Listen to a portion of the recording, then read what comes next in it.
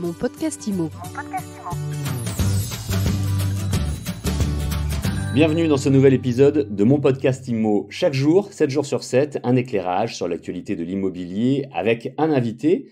Et aujourd'hui, je reçois Faiz Ebadj. Bonjour Faiz. Bonjour. Vous êtes président de Norma Capital. Norma Capital, c'est une société de gestion de portefeuille. Et avec vous, nous allons aujourd'hui nous poser cette question. Faut-il encore investir en SCPI aujourd'hui?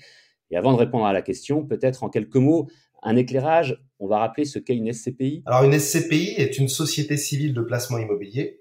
C'est une société qui met en commun plusieurs épargnants en vue d'investir sur des actifs réels, des actifs immobiliers, que ce soit de l'immobilier d'entreprise ou de l'immobilier résidentiel. Aujourd'hui, les SCPI sont au nombre à peu près de 260 aujourd'hui sur le marché et représentent un peu plus de 70 milliards d'euros d'épargne, ce qui est un produit tout de même assez remarquable. Alors, est-ce que c'est un produit intéressant à l'heure actuelle? Alors évidemment, je vais vous répondre par l'affirmative, puisque chez Norma Capital, nous sommes spécialistes des SCPI. Nous avons 2 SCPI aujourd'hui. Et effectivement, les SCPI sont aujourd'hui des produits d'épargne incontournables. Elles s'affirment de plus en plus dans un environnement d'épargne à taux bas. Bien souvent, elles sont comparées aux investissements dans les produits financiers. En 2020, les SCPI, c'est 4,18% de rendement en moyenne, ce qui est assez remarquable dans un environnement, encore une fois, qui offre peu de rendement aux épargnants. Le deuxième argument qui va en faveur des SCPI, c'est que les SCPI investissent dans des actifs réels. Les actifs réels sont parlants pour les épargnants. C'est toujours un argument qui est assez intéressant pour les investisseurs qui s'identifient finalement à leur investissement.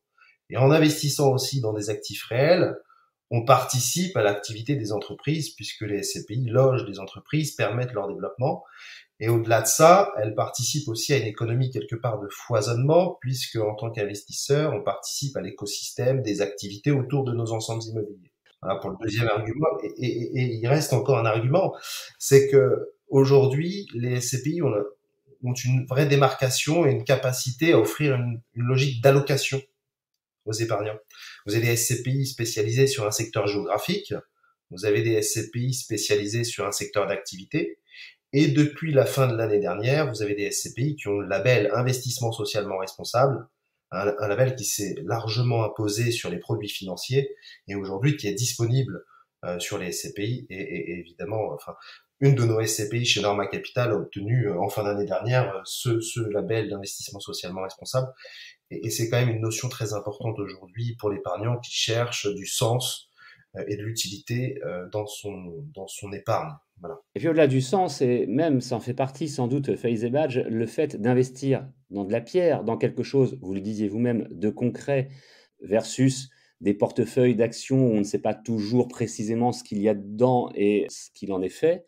J'imagine que c'est aussi ça qui est rassurant. Tout à fait. La logique vraiment de cet investissement, la SCPI, c'est un investissement qui est transparent, qui donne de l'information aux épargnants, qui communique sur l'exposition de leur épargne, qui donne du visuel à leur épargne. Finalement, investir dans des immeubles, c'est des choses concrètes, visuelles, avec quelque part une capacité à avoir même l'adresse des immeubles.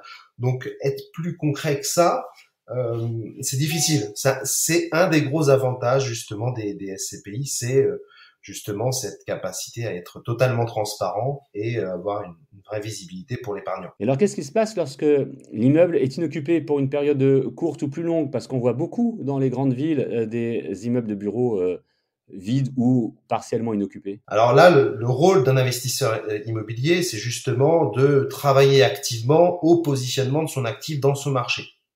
Un immeuble vacant, ça arrive. Et d'ailleurs, il en faut, puisqu'il faut quand même avoir un peu de vacances pour permettre une circularisation des entreprises, offrir toujours des surfaces, parce qu'effectivement, un marché qui n'offre pas de surface, c'est un marché qui est atone et qui s'atrophie quelque part. Donc, il est important d'avoir cette capacité de renouvellement.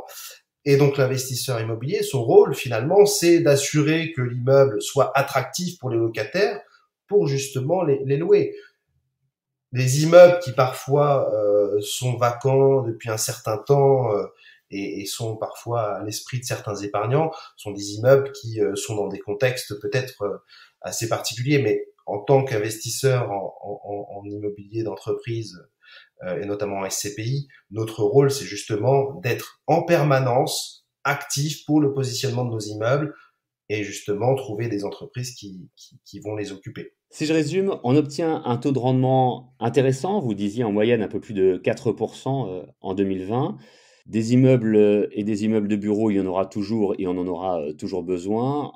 Et l'investissement dans une SCPI permet de savoir exactement où se trouve son argent, où se trouve son investissement, et c'est ce qui peut en faire le succès et la réussite. C'est donc quelque chose que vous conseillez de faire. Et puis évidemment, hein, soyons clairs, vous le disiez vous-même au début de cette interview, vous le conseillez notamment parce que c'est votre métier et c'est ce que vous faites au quotidien. Vous avez bien résumé.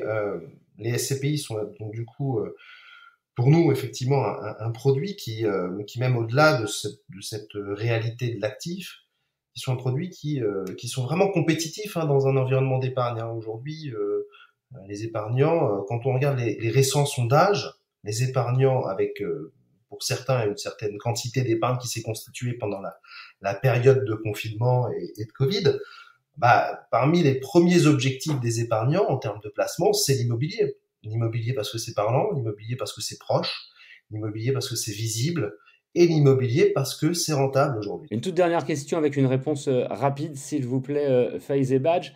On peut investir dans une SCPI à partir de quelle surface financière? Chez Norma Capital, on peut investir dès 1 000 euros.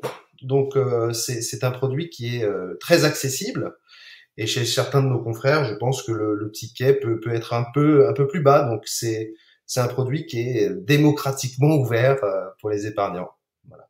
Alors, bien évidemment, mon rôle doit vous dire que les performances passées ne préjugent pas des performances futures, mais les perspectives en SCPI me semblent bien pérennes et intéressantes pour nos auditeurs. Merci pour cet éclairage très intéressant et très précis, Faiz et Badge. Merci d'avoir répondu à mon podcast IMO. Merci, bonne journée. Je rappelle que vous êtes président de Norma Capital, une société de gestion de portefeuille spécialisée notamment dans justement ce dont on a parlé depuis quelques minutes, dans les SCPI. Mon podcast IMO, c'est sur toutes les plateformes de podcast, c'est gratuit, c'est quotidien, 7 jours sur 7. Vous pouvez vous abonner, vous pouvez le commenter, le partager. N'hésitez pas. À demain pour une nouvelle interview. Mon podcast IMO.